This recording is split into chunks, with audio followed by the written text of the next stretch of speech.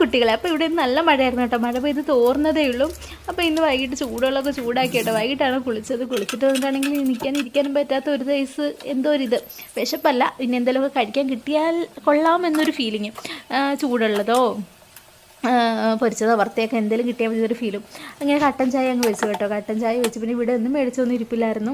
അങ്ങനെ കട്ടൻ ചായ വെച്ച് തേയില പഞ്ചസാരയൊക്കെ ഇട്ട് തിളപ്പിക്കാൻ വേണ്ടി അങ്ങ് വെച്ചു കേട്ടോ. ഒരു ഗ്ലാസ്സേ വെച്ചുള്ളൂ, ഞാൻ മാത്രമേ ഉള്ളൂ. കേട്ടോ ഒരു ഗ്ലാസ് തിളയ്ക്കാൻ തന്നെ കുറേ നേരം എടുക്കുന്ന പോലെ എനിക്ക് ഫീലാവുന്നുണ്ടായിരുന്നു കേട്ടോ.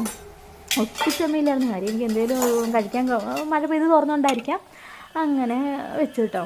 വേവളം കാക്കാമെങ്കിൽ ആറോളം കാത്താലെന്നൊരു വഴുതലുള്ള പോലെ തിളച്ച് കഴിഞ്ഞിട്ട് എനിക്ക് പിന്നെ അതൊന്ന് ആറ്റിയെടുക്കാനുള്ള പ്രയാസമായിരുന്നു കേട്ടോ.